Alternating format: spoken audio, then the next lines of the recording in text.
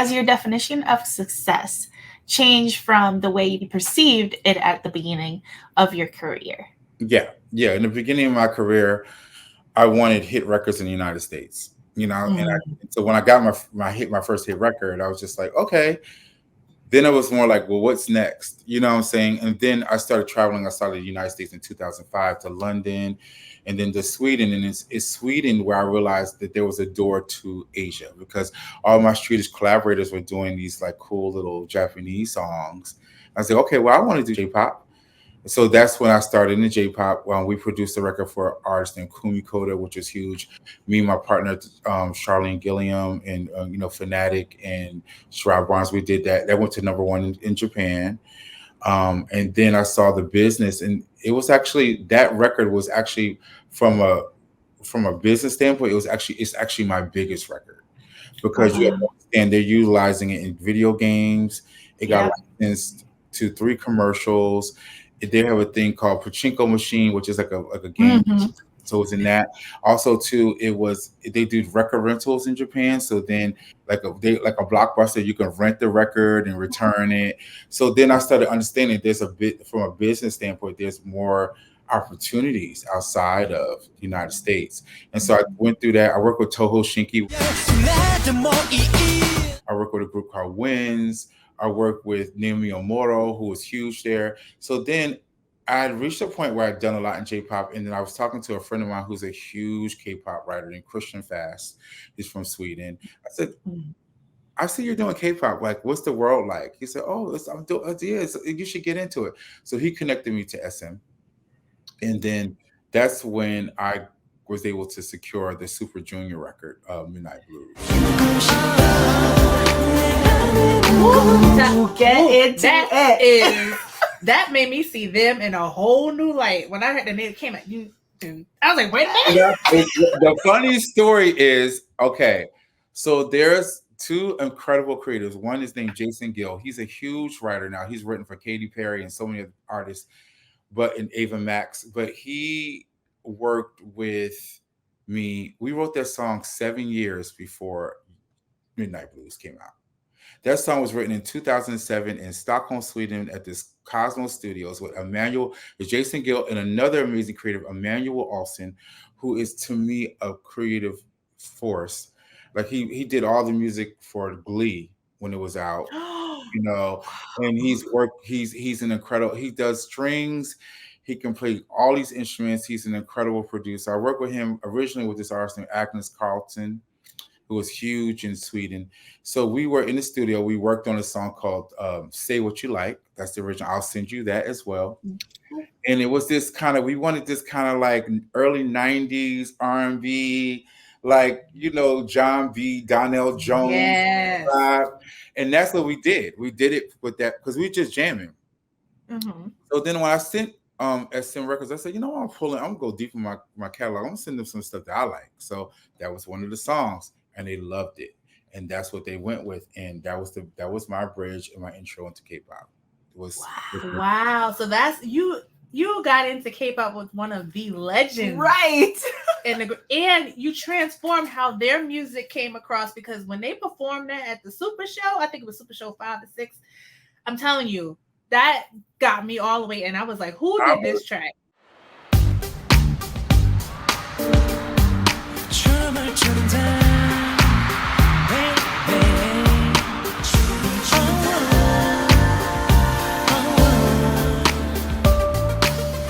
I love the performance, and it was so funny because in J-pop I'm used to seeing the performances, but that to me was one of the top That's one of my all-time greatest from songs that I've done.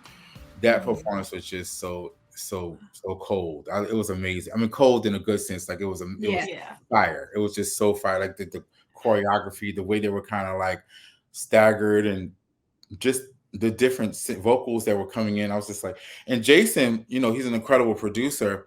He's equally as amazing as a vocalist. People don't know, and I think they captured the essence of his performance, which I thought was just legend. Like it was just legendary.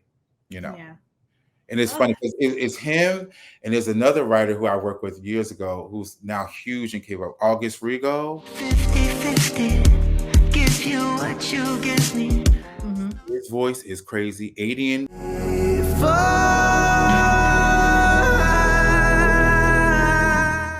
There's certain creators that with their vocally, they're just insane vocally. Like if you heard Yeah. the demos, you'll be like, oh snap. Yeah. Yeah, Which and we we will. can call them. We can call them out too, like with Yeah. Adrian McKinnon. Adrian. The vocalist sells those records. So Adrian, like he's insane. Like there's so many incredible behind the scenes heroes that really help bring the song to KC. Mm-hmm. Incredible, who we collaborated with on Boom, who really is the reason why we're on Boom. KC is the nucleus in the heart of Boom. He really is. Him and Cedric, like they really were they're the foundational piece of Boom. We were brought in to add the color and to bring other elements to it. But I have to give my hat to Casey. Casey is he's phenomenal. Like you have no idea. We've done a couple other things more with him, and he on his own right, you know, and he also co-produced the Normani hit with Cardi B that they had. Mm-hmm. He's incredible. Okay, I don't want to say it, but the way that you said you were brought in to bring the color to it, it just made me have to think, because I don't know if you knew of the controversy that came out with Boom, but Chenle, one of the members in the group, who is considered he is one of the Chinese members in the group, he had orange cornrows in the music video. Oh yeah, I remember, yeah. And that became a big divide within the fandom. And it, you know, being specifically a Black K-pop fan, that's one of the things that you have to kind of combat with K-pop. Like knowing that, yes, you're getting away with, you're escaping into the music, but then you're still facing some of the things that cause issues that bring you back into your Blackness. I had this conversation with a very good collaborator and partner of mine in Asia. His name was Calvin Avon. He's worked with a lot of major Chinese and Japanese artists as well. And in China, they love there's a big hip hop insurgence. Mm-hmm. So hip hop culture comes from us. So with that, it's not just the music; it's also the look, the fashions. So I feel I don't take offense to it. I think it's flattery. I think it's more or less them wanting to connect to the culture on a deeper level. So when I saw the video, I didn't take umbrage to it.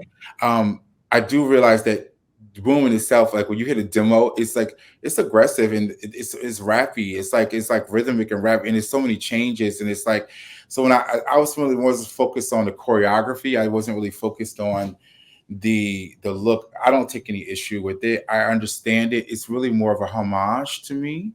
It's not really a cultural appropriating. I don't think that was the intent. I think it's more of a homage. Like, okay, well, we love the culture. We want to be a part of it. And I think we have to really be able to distinguish between the two, whether it's, you know, honoring or whether it's like, oh no, we just parroting, you know, your culture. I don't think that I think that was more of an honoring to me. Yeah. And from the fan standpoint, it was okay. He didn't actually do that. The stylist put him in that. We don't know the intent behind the stylist, but we know who Chenle is and how he does appreciate the culture. Yeah. And there's more, like you said, more than appropriation. There's appreciation, there's commodification, there's unification, there's fusion, there's all these, and we always include that in our conversations, even in Andrea's culture as well, that we always include that as well, because you're going to have that when you start to. Now, if you got somebody on the track saying some stuff they don't need to say, that's a little different. That's true, and you got to be able to distinguish it too, because I know, I like you know, and definitely now, like we're in a different time now, especially having come through the whole Black Lives Matter, you know, movement, and you know, we're more conscious of the choices. I think when you're dealing with international communities, you have to understand they're totally influenced by our culture, and there's going to be times where they're going to do things that look like what we do or sound like what we do. I consider it an honor. It gives us space. It gives us the access and a connection to it too, because we wouldn't, if that was the case, we wouldn't have access to create for these artists. They would just create with their own. That's what in Japan, they went through a long period of time where that's what was happening until, you know, whatever. And in China, when I work in China, that was a big hurdle. You know, for, you know, me and Calvin, we had to do, you know, as Black creators, like working in China, like there's a certain level of trust. Like, can we trust you, and can we allow some of your innovation into our culture? So yeah, I think that's really important, because like, you know, even with when we talk, not everybody's the same, so people are going to see things differently, but like just knowing the fact that like there's this driving force behind the music that not everybody knows about, and that's kind of what we're trying to like put you guys more in the light. Like, and then jumping back to like the fact that you're talking about like if that wasn't a thing, then you wouldn't have the ability to work in this industry and make the music that you make.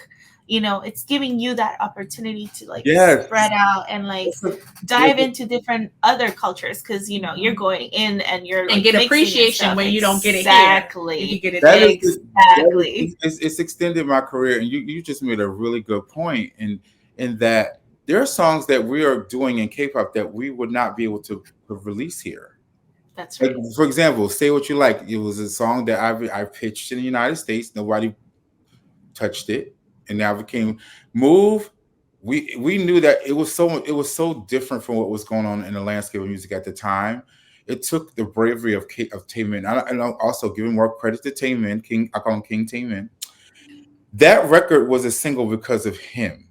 He fought for that record to be. The original single was "Love." 말없이 날 떠나버린 baby love 슬픔에 날 가둬버린 baby 아득해진 너와의 결말 마지막 소리 더윈 우리 널 찾을 때까지 끝맺지 못할 이 ending love 결국 난 다시 제자리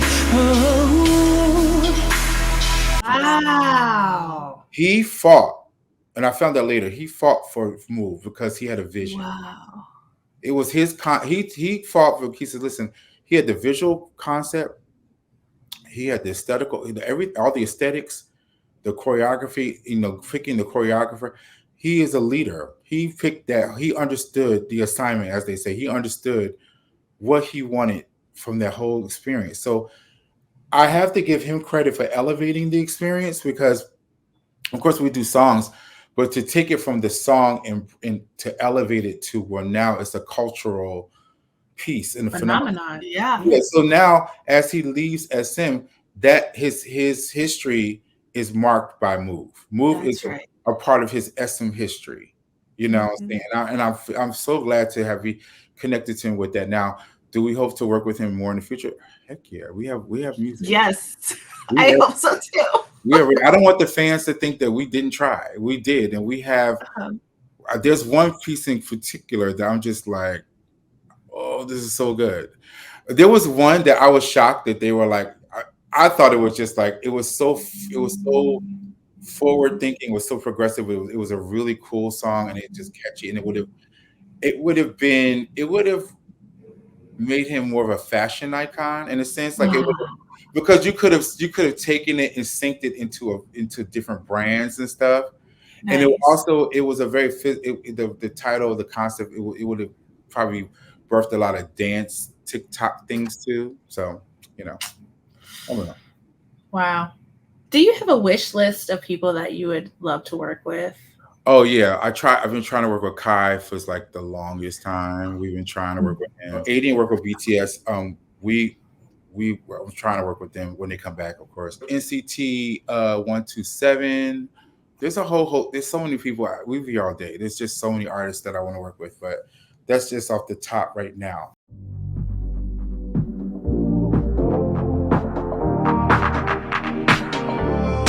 I was having this conversation with one of the former he has his own publisher now. His name is K Kim. He used to be a senior A&R SM.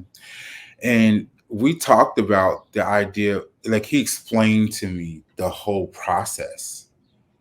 They are very intense, like it's a process for the like records gets there's so many records that go into the label system. They have an A&R team that goes through all the demos. And so in going through all the demos, you might hear a song once or twice and it may not work for that project, but then you have to recall. Okay, well, like I've gotten emails from SM of a song I've sent them 2 years ago. Oh, is this song still available? I'm like, what song? when did I send it? And then I had to go on my Gmail. Oh, I sent this like 2.5 years ago.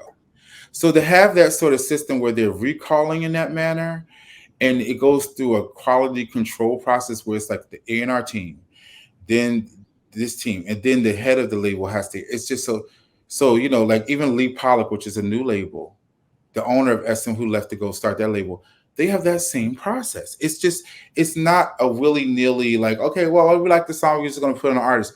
No, it's a planning. You get the song, we have to plan a script, to schedule it. We have to then do it. Once you do the translation, we're thinking about the visual. We have to set up the marketing. When is it going to be released? It's like a factory, like assembly process. So the fans don't know that because they just get the final result. Right. They don't even know that a lot of the composers that have done their biggest hits, they go, well, how come this person hasn't done another record? Because the market they don't reward like, okay, whether you're a hit writer in that market, they go by the song. Now there's some that are fortunate, like the Adrians and the Dim Joints and certain people like that, or like the London Noises who get they'll get the repeat success. But that's not without a lot of effort. They're probably submitting hundreds of songs. They're going to camps. Like Adrian has gone to a camp. He did slew of songs. So and Josh Cumbie. There's so many incredible talents like Peter. There's so many incredible creatives. So it's just a lot. It's not as simple as, oh, okay, we have a song, we're just gonna go to Taemin and he's gonna cut the record. Do you think songwriters are recognized for their contributions in K-pop? No. The way the sound came up. No, that was no, they're not. I mean, I think, okay, there's a 2-tier question. I think in Korea, they really honor the composer. The composer is everything. That's why, they've changed the title of producer to arranger. They're like, to me, Korea has because back in the olden days, it was all about the composer and the arranger back in the 40s and 50s. So they've adopted that concept. So in Korea, yes. We are the central figure. So even if they want to use a song, say they want to use my song for a concert video or wherever, we get clearance. The composers and their representatives are aware of what's going on. So we are definitely more well regarded in that culture. Mm-hmm. But as far as when you come back to as American creatives, no, we're not. And it's something that you see few people talk about. I feel as though there's no song without the songwriter, right? So we have to change the language and we have to change the relationship that we have between the labels and the artists for the songwriter, because the producer has been regarded as the one that is the reason for that song being like, they get rewarded more. But without the song, there's no song. We're not singing to the drum beat. We're not singing to the chords. We're singing the melody and the lyric of the song. And so we have to now, Nashville, they do a great job of rewarding songwriters and respecting them. I think we have a lot of catching up to do in urban music and pop music, of honoring songwriters. So your platforms, my friend, there's the Original Doll, which is another podcast where I interview. You guys really honor the songwriter. And that is such a key. There's so many incredible platforms that honor the songwriter. And I think that that's what's most important for me, honoring the songwriter. Yeah, like it's funny. We did an interview with the CCTV Pops, Chris and Chantel. They were great, and we were talking about that. And I think it's important for you. You guys are like the forerunners to get the information out about K-pop, because the fact that you're highlighting Black creators is crazy to me. Because I think that it's not something that from Korea that they would think to do, because they're focused on their product. Right. But for us, we have to say no. It is an area of success when you're able to penetrate another market and do well. I think it's for years it was like, oh, you do K-pop, you do J-pop. It was at a stigma to it. Now it's like, no, we want to get into that market. I have people here. Right. How do I get into the market? How do I get into the market? Now, 10 years ago when I did Super Junior, nobody would touch it with a 10-foot pole. Now it's like because they see this, listen, they still buy physical product. Mm. Yep. You'll see albums sell 2, 3, 4 million copies, 1 million copies. You'll see they have multiple versions of a CD. Their packaging is incredible. Their visuals are just top notch. So it's you can't front on the quality that they're bringing to the table. And to me, it reminds me of the '90s and the early 2000s. Yes. You get box sets with all these pictures and this like this stuff that when they send me the CDs, I'm like, this is like a box set. Like this is like a regular album. When I got the Taemin album, I'm like, this is a box set. Yeah, that was a specialty. Like you're spending $50 here just for something special, waiting outside on Tuesday for the new releases. Before they changed it, but yeah, They give it to you on the packaging, and they give it to you. They have like little card inserts, like you get special Yeah. cards, and Yeah. then you'll get a link to a video, or you get a link to something like a bonus product. I think that's good. I wish we would get back to that because people Yeah. will pay for that branding. They'll pay for like, okay, cool, I got this little box, and I can read the. They'll pay. It's just a matter of us investing in it again because we kind of got away from that. That's part of the experience, And I really enjoy. I love being a songwriter, but I love songwriters mostly because Yeah. I'm protective of them because we don't like, for example, when we do a record, we don't get paid up front like a producer does. That's something that needs to change. We Yeah. don't get the acknowledgement a lot of times. Sometimes when a song is successful, it'll go to produced by, not written by first. Eventually Mhm. we do if we do enough. Like we have to put the hard yards in. Is we have to do more than one. We have to have more success, like multiple successes, in order to get acknowledged. You know what I'm saying? But it shouldn't be that way because there are people who've had success maybe 1 or 2 times. They should be acknowledged for what they've done too. Because we don't control the amount of product that we get out there. If you're placing on another artist, if you're an artist, that's different. But if you're writing for another artist, we what we do is we do a thing where we pitch songs to artists in hopes that they'll use the song. Right. And so you're dealing with a lot of rejection, and rejection sometimes can affect you mentally and you affect your confidence. So songwriters deal with a lot more than people realize. So, for aspiring songwriters and producers, what advice would you offer based on the experiences in the music industry? Get with a PRO, CSEC, BMI, ASCAP. Find your tribe of people you can work with. Then when you reach a point where you're getting activity, get an advocate, get someone to represent you. I'm not saying it's a manager. Maybe get someone to help you navigate the business, the initial part of the business. Because once you get a song place, there's so much about that process that you have to deal with: registration, negotiation. You got to negotiate your splits. Now, getting back to what I said earlier, when you're writing with other people, really determine what your splits are before you leave that studio. Do not leave the studio thinking you got something you didn't get. Get everyone else's information. Make sure you get their registered, their CAE IPI number, their publisher number if they have one. If they don't, that's fine. Get all their information, get their split information. Now, beyond that, right, get a split sheet, agree to those splits.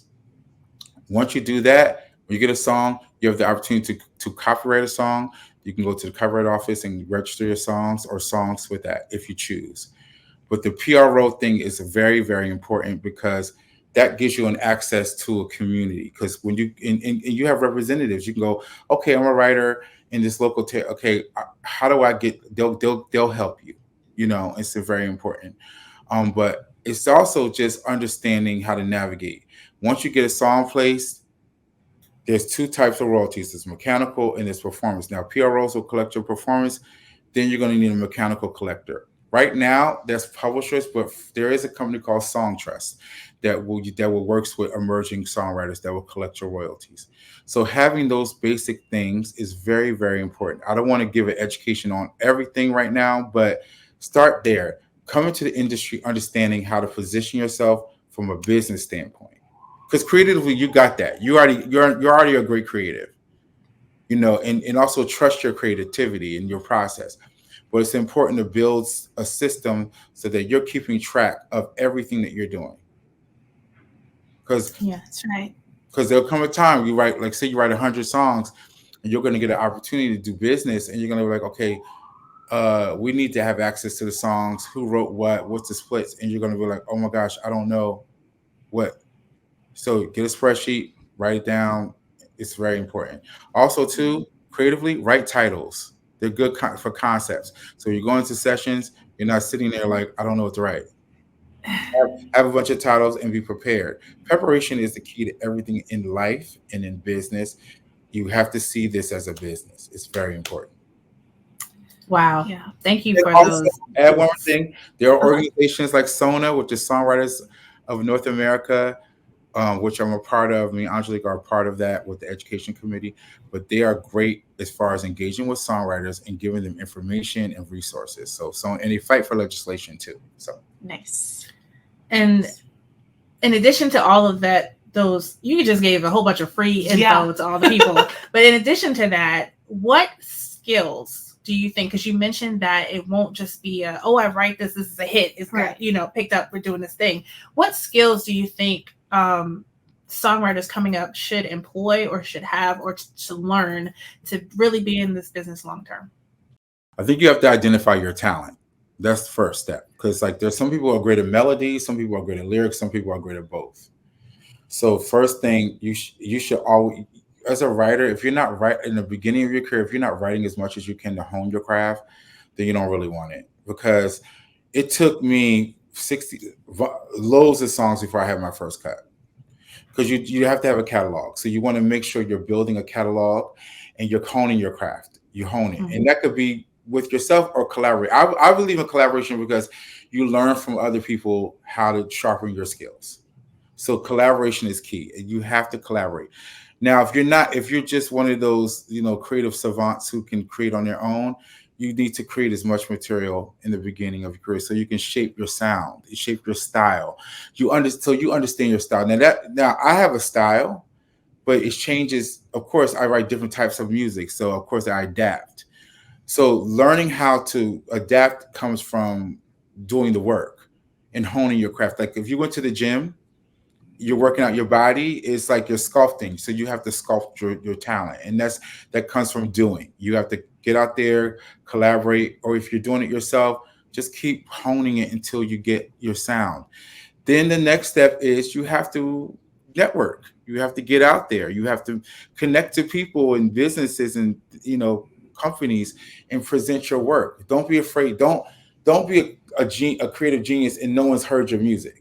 You have to find ways to get out there. Now, when I started, we sent CDs in, and now you have the internet. There's all sorts of places where there are all these sync hubs where you can submit your music. All these places like Taxi, submit your music. There's different programs where you can submit music to. Take a chance.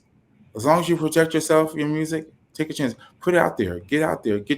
Release your music. If you're an artist, songwriter, release it. Don't hold on to it. Don't be afraid. I think a lot of times I've encountered creators who are afraid of critique, or they're not sure whether it's good enough. You won't know until you put it out there. Mm-hmm. Like you should, like the fact that Move was a half idea. It wasn't even done. It wasn't quality wise. The demo wasn't even top quality compared to other stuff I sent in. They picked that song. So. And also, too, you got to learn how to, I have a saying called rejection is redirection, pivot. Meaning you might have submitted something for one thing, but it might go somewhere else. Like I didn't submit Don't Fight the Music for Taemin. I submitted for Chenle. Ended up on Taemin. And also to repurpose. Like, so if something didn't work for something, repurpose it for something else. Case in point, we did a song we wrote a song and that's for a Kpop artist. I won't say who it is yet, but it was Adian singing in his voice. They wanted in the female voice, so we had to do it, get a female to re-sing the song. Now you can use AI. Use these tools. I'm not afraid of AI because I can use it as a tool. Like what I'm saying, because nothing's going to take away from the human experience and the human emotion and human creation. There's nothing that will match that. Don't be afraid of technology. Do not be afraid of progression.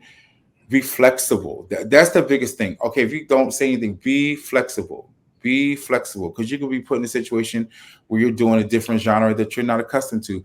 But you're creative. You can do anything. There's nothing you can't do. That's right. That's right. We have a lot of music, a lot more K-pop with different artists. We can't say because I don't want to jinx it. Mm-hmm. Adian is coming with his project, which is fire.